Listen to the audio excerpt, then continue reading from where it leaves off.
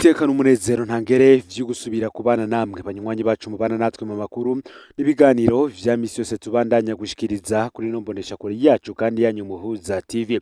Uyu ni umwanya tugiye kubagezako amakuru y'ibiriko biravugwa bigezweko ngaha mu gihugu c'u Burundi, akaba ari amakuru tuza kubagezako ibiri mu gisata ca politike cane.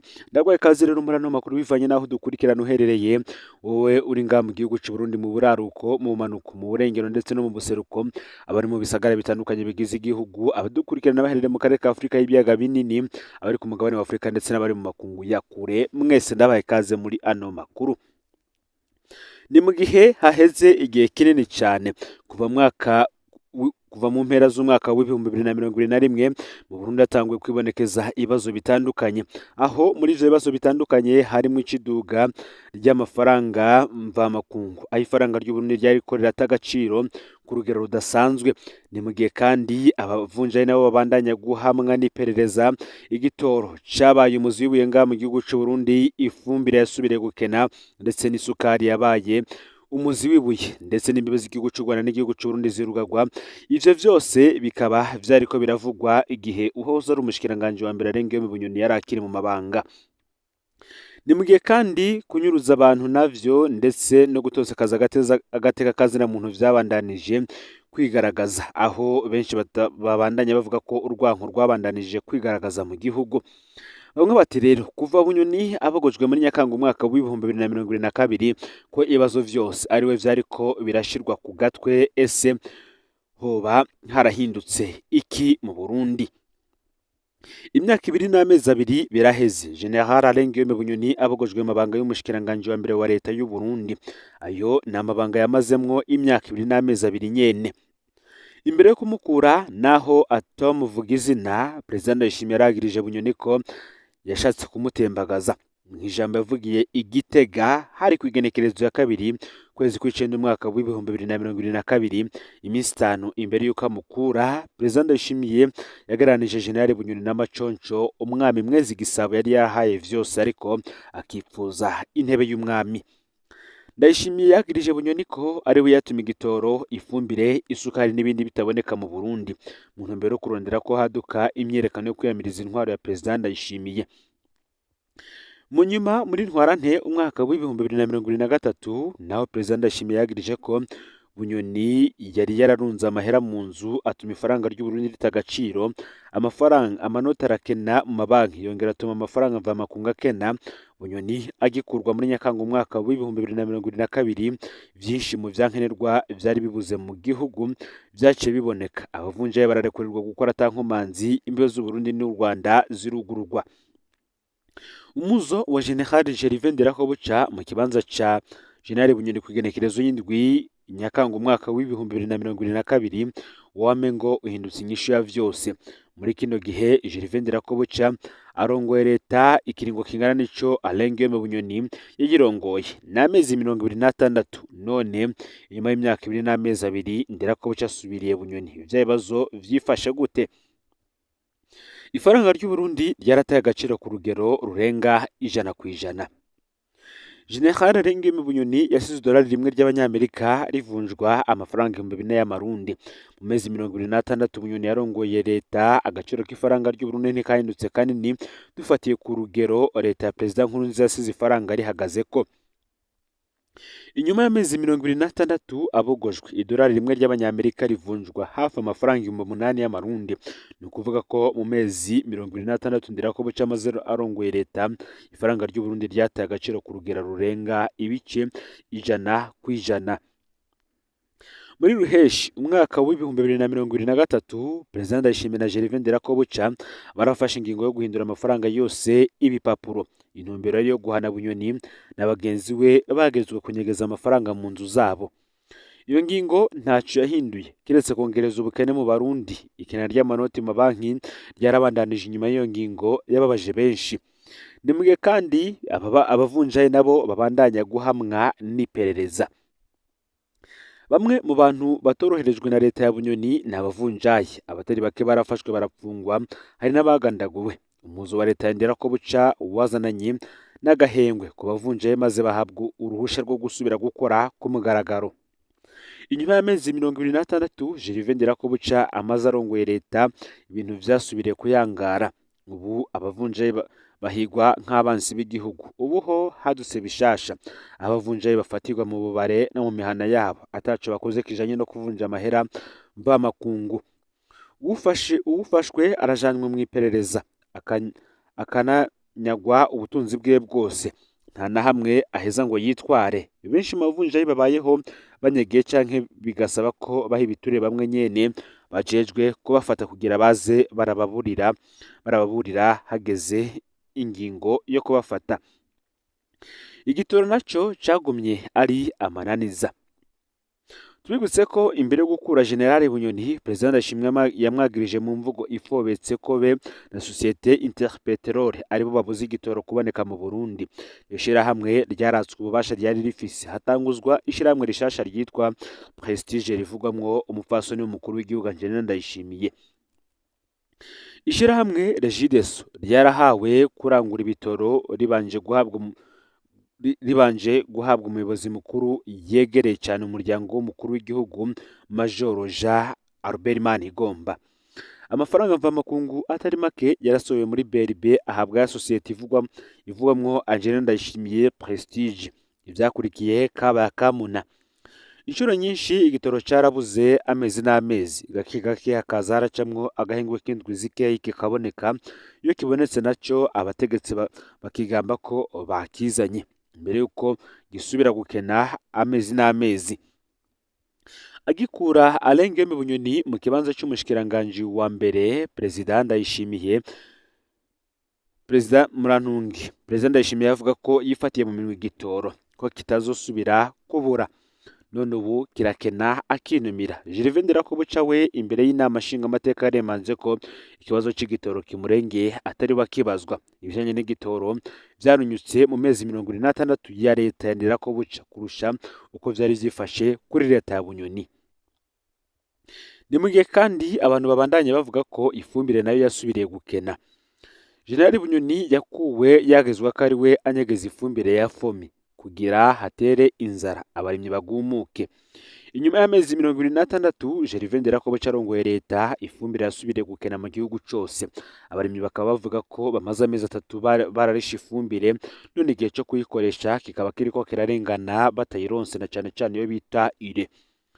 Mu makomine amwe y'igihugu nka Mabanda na Nyanzarake, abarihiye ibiro 50 bategekwa gusangira ari 10 umufuko umwe gusa w'ibiro 50. Aho rero udupapuro twerekana ko barishe baca batwakwa kugira ntihagire ico basubira kubaza. Ifumbire yo guha abanyagihugu irabura, ariko mabutike ho ikabiruzuye ku biciro vyo hejuru cyane. Bamwe mu begereye FOMI baraye batangaje ko ifumbire yuzuye mu bubiko bwa FOMI, ariko ko batagira amazutu yo gushira mu miduga yunguruza ifumbire. Baremeza ko bafise n'ikibazo cyo kubura amafaranga mvamakungu yo kuranguza materiyeri premieri. Ni mu gihe kandi atari ivyo zonyene vyabandanije kubura, kuko n'isukari yabandanije gukena mu gihugu. Igihe Bunyoni yabuguzwa muri Nyakanga umwaka wa 2022, isukari yaciye isubira kuboneka ukuri kwamye mu gihugu cose, ariko vyamaze umwanya rumara. Mu mezi 26 Gervais Ndirakobuca amaze arongoye leta, isukari yarabuze kenshi cane mu gihugu. Mu nyuma leta yararekuye ko isukari yo hanze yinjira atamakori rishe. Ntivyatevye ishirahamwe Sosumo ryaciye riduza igiciro c'isukari ku rugero rw'akataraboneka. Ejo bundi President Ndayishimiye nawe akaba yarategetse ko ico giciro kigabanuka. Aba arakweze ko isukari isubira gukena. Mu biko bwa Sosumo naho isukari iruzuye, ariko mu mihingo myinshi y'igihugu irakenye.